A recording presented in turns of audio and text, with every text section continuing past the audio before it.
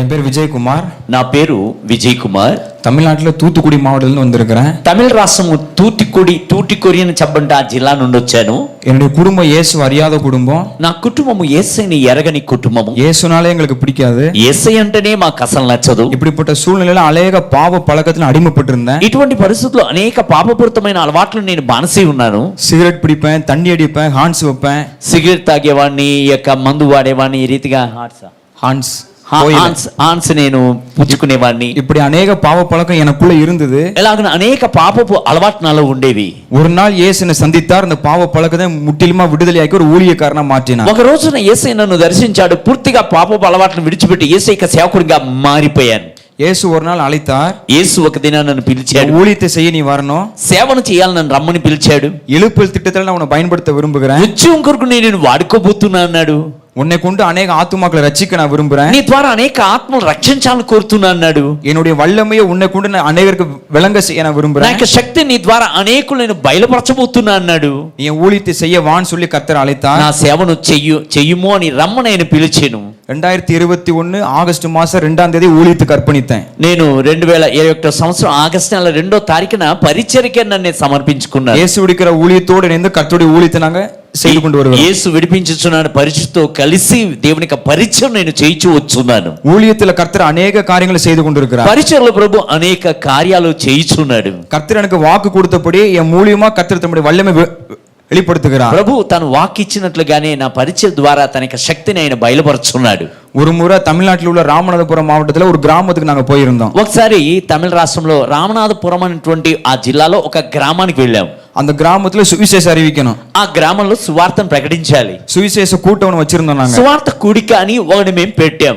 பகல் முழுவதும் நாங்க உபவாசம் பண்ணி நாங்க ஜெபம் பண்றோம். పగలంతా మేము ఉపవాసం ఉండి ప్రార్థన చేస్తున్నాం. ஆண்டவரே நாங்க சுவிசேஷம் அறிவிக்க மாத்திரம் நாங்க வரல. ప్రభా మేము సువార్తను ప్రకటించడం మాత్రమే రాలేదయ్యా. நாங்க போகிற கிராமத்துல இயேசுவை நிரூபிச்சிட்டு வரணும். ప్రభా మేము వెళ్ళేటువంటి గ్రామం ముందు యేసు ఎవరో నిరూపించి రావాలయ్యా. இயேசு என்கிற ஒரு ஆண்டவர் இன்னைக்கு உயிரோடு இருக்கிறான்னு சொல்லி நாங்க நிரூபிச்சிட்டு வரணும். యేసు అనేటువంటి దేవుడు నేడు కూడా సజీవుడై ఉన్నాడు అన్న విషయంను నిరూపించి రావాలయ్యా. இன்னைக்கு கிராமத்துல உங்க வல்லமை வெளிப்படணும். ప్రభా ఈనాడు గ్రామం ముందు ప్రభా నీకు శక్తి బయలుపరచబడాలి. நாங்க ஜெபம் பண்ணிட்டு சாயங்காலம் கிராம ஊழியம் செய்ய ஆரம்பிச்சிட்டோம். మేము ప్రార్థన చేసి సాయంత్రం పూట గ్రామ పరిచయం చేయటకు మొదలు పెట్టాం. அப்போ சின்னதா ஒரு ஸ்டேஜ் ஒரு స్పీకర్ போட்டு கிராமத்துல சுவிசேஷம் அறிவிச்சிட்டு இருக்கோம். చిన్నిపాటి వేదికేసి స్పీకర్ అంతా పెట్టి మేము సువార్తను ప్రకటిస్తున్నాం.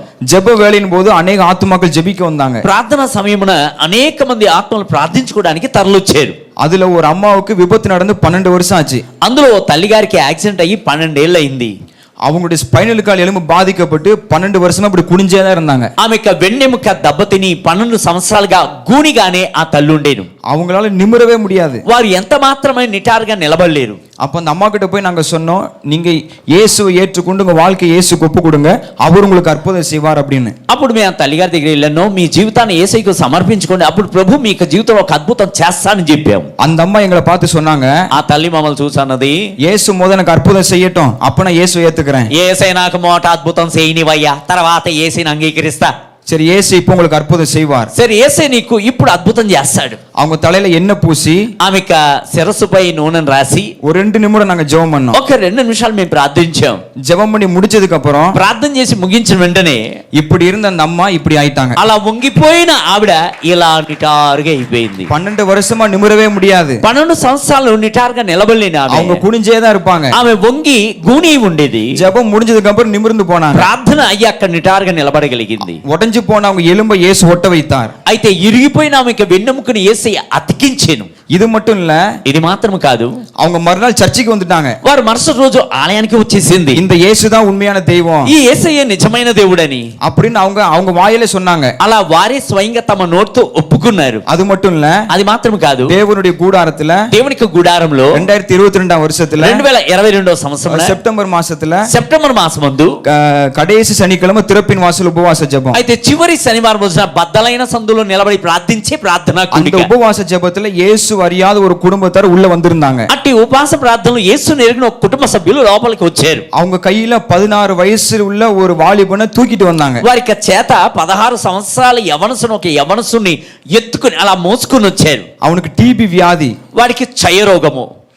கால் கிளாஸ் தண்ணி கூட அவனால குடிக்க முடியாது. అయితే పావు గ్లాస్ నీళ్లు కూడా తాగలేని పరిస్థితి. ஏசு அற்புதம் செய்வார்னு சொல்லி கேள்விப்பட்டு தேவனுடைய கூடாரத்துக்கு கூட்டு வந்தாங்க. యేసు అద్భుతం చేస్తాడని విని ఆ దేవుని యొక్క గుడారమునకు అతన్ని మోసుకొచ్చారు. அரை மணி நேரம் இருக்கும். అరగంట సేపు అయి ఉంటది. அந்த பையன் செத்து போயிட்டான். ఆ పిల్లవాడు చనిపోయాడు. அவங்க అమ్மா அப்பா புலம்புறாங்க. వారి తల్లిదండ్రులు బోర్ని ఏడుస్తున్నారు. நாலு மாடிக்கு போனா ஏசு அற்புதம் செய்வாரு, உங்க பையனுக்கு சுகம் கிடைச்சு அப்படிலாம் சொன்னாங்களே. నాలుగు మాడికి వెళ్తే నీ బిడ్డకు స్వస్థత జరుగుద్ది, బాగుతాడని చెప్పారే.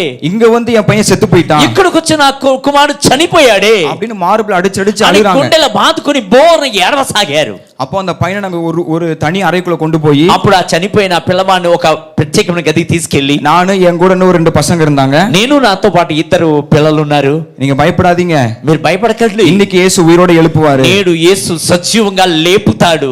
அவன் தலைமையில எண்ணெய் பூசி వాడికి శిరస్సుపై నూనెను రాసి, அவன் செத்து போய் கிடக்குறான். వాడు చనిపోయి మృతదేహంగా அவனுக்கு ఉన్నాడు. உயிர் இல்ல, వాడికి ప్రాణం లేదు. அவங்க தலைமையில எண்ணெய் பூசி వాడు శిరస్సు మీద నూనె రాసి ஒரு 5 நிமிடம் நாங்க ஜெபம் ఒక பண்ணோம். 5 నిమిషాలు మేము ప్రార్థించాం. ஆண்டவரே, மரித்து போன லாசரை உங்களால எழுப்ப முடியும்னா இவனை எழுப்ப உங்களால முடியும். ప్రభా, మృతుడైన లాజరును నువ్వు లేపగలిగినట్లయితే ఈ యవ్వనస్తుని లేపగలవయ్యా. உங்க உயிர் தெழுந்த வல்லமை இப்ப வெளிப்படட்டும். ప్రభా, నీ పునరుద్ధరణ శక్తి ఇప్పుడు బయలుపరచబడును గాక. ஒரு 5 நிமிடம் ஜெபம் பண்ணோம். ఒక 5 నిమిషాలు ప్రార్థించాం. 6வது நிமிடம் அந்த பையன் உயிரோடு எழும்பிட்டான். 6వ నిమిషాన ఆ పిల్లవాడు సజీవంగా లేచెను. கர்த்தர் தம்முடைய வல்லமை வெளிப்படுத்தினார். ప్రభు తన యొక్క శక్తిని ఆయన బయలుపరచెను.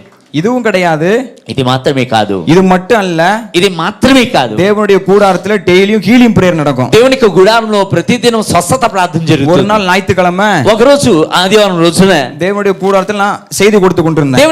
దేవునికి గుడారంలో నేను వర్తమానం అందిస్తున్నాను. செய்திகள் எல்லாம் முடிச்சதுக்கு அப்புறம் ஜெப வேலை ஆரம்பிச்சது. అయితే వర్తమానం అంతా ముగించిన తర్వాత ప్రార్థన సమయం వచ్చింది. எல்லா ஜனங்களும் ஜெபம் பண்ணி நாங்க முடிச்சிட்டோம். ఇక ప్రజలందరూ ప్రార్థన చేసి ముగించారు. அதுல ஒரு வாலிப பையன் கிட்டத்தட்ட ஒரு 25 வயசு இருக்கும். అందులో ఒక యవనసు దాదాపులో 25 ఏళ్ళు ఉంటది. அவர் ஜெபிக்கலாம்ங்க நிகழ்ச்சி பார்த்து 4 வருஷமா இருந்த கேன்சர் வியாதி அவருக்கு சுகமாயிருச்சு. ఆయన ప్రార్థించుకుందాం రండి అనేటువంటి ప్రోగ్రాము చూసి తర్వాత 4 సంవత్సరాలకు ఉన్న క్యాన్సర్ జబ్బు ఆయనకి నయమైంది. அவருடைய 2 உள்ளங்கையில கேன்சர் வியாதில பாதிக்கப்பட்ட அந்த புண்ணு அப்படியே இருந்தது. అయితే ఆయన యొక్క అరచేతులు 2 అరచేతుల్లో క్యాన్సర్ చేత బాధపడుతున్న ఆ పుండు అలాగే ఉంది. 4 வருஷமா அந்த புண்ணு இருந்தது. 4 సంవత్సరాలుగా ఆ పుండు అలాగే ఉండేది. அன்னைக்கு கூடாரத்துக்கு வந்து ஜெபம் பண்ணாரு. ఆ రోజున దేవుని గుడారానికి వచ్చి ప్రార్థించాడు. ஜெப வேலை முடிஞ்சதுக்கு அப்புறம் சாட்சி சொன்ன வந்தாரு. அவருடைய 2 உள்ளங்கையும் பச்சை குழந்தை போல இருந்தது. అయితే ప్రార్థన అంతా ముగించిన తర్వాత ఆయన సాక్ష్యం చేయడానికి వచ్చాడు. ఆయన 2 అరచేతులు కూడాను పసిపిల్లవాని అరచేతులా మారిపోయింది. புண்ணு இருந்ததுக்கான அடையாளமே இல்ல. ఆ పుండు ఉన్నందుకు ఆనవాలే లేకుండా పోయింది. ஆண்டவர் என்ன வாக்குத்தத்தம் கொடுத்தாரோ, ప్రభు ఎట్టి వాగ్దానం అయితే ఇచ్చాడో, நான் உன்னை எப்படி பயன்படுத்துவேன்னு சொன்னாரோ, నేను ఎలా నిన్ను వాడుకుంటాను చెప్పాడు. அதே போல கர்த்தர் பயன்படுத்தி கொண்டிருக்கிறார். అదే విధముగా ప్రభు வியாதிகள் சுகமாக ஆத்துமாக்களை இயேசு பக்கம் சேர்த்துக்குள்ள கர்த்தர் விரும்புகிறார். అయితే మీరు పక్క గ్రామముకి పొలిమేరికి వెళ్ళగానే ఇక దెయ్యములు విలపించుటయు స్వస్థపరచుటయు దేవుడు అనేకులు బాగుపరచుటయు రక్షించడం మీ ద్వారా ప్రభు జరిగించాలని కోరుతున్నారు. அதுக்கு தான் ஆண்டவர் சொன்னாரு, దాని కొరకే ప్రభు இந்த చెప్పాడు, வாலிபுల கூட்டம் எனக்கு வேணும். ఈ యవనసుల యొక్క మోక సమూహం నాకు இந்த కావాలి. வாலிபுల கொண்டே என் வல்லமை நான் ఈ வெளிப்படுத்துவேன். యవనసుల ద్వారా నా యొక్క శక్తి నేను బయలుపరచబోతున్నాను. இதுக்கு நான் சாட்சி. దీనికి నేను సాక్షిని. உங்களை பயன்படுத்துவாரா பயன்படுத்த மாட்டாரா? మిమ్మల్ని వాడుకుంటాడా వాడుకోడా? గట్టిగా చెప్పండి. உங்களுக்கு ఆశ இருக்குதா? మీకు ఆశ ఉందా? உங்களுக்கு விருப்பம் இருக்குதா? మీకు కోరిక ఉందా? இன்னைக்கு ஒப்பு கொடுத்து பாருங்க. ఈ రోజు మిమ్మల్ని సమర్పించుకుంటాం. நாளைக்கே கர்த்தர் உங்களை பயன்படுத்துவார். రేపు రోజే ప్రభు మిమ్మల్ని వాడుకోను. హల్లెలూయా. హల్లెలూయా. கர்த்தருக்கே மகிமை உண்டாகட்டும். ప్రభుకే మహిమ కలుగును గాక.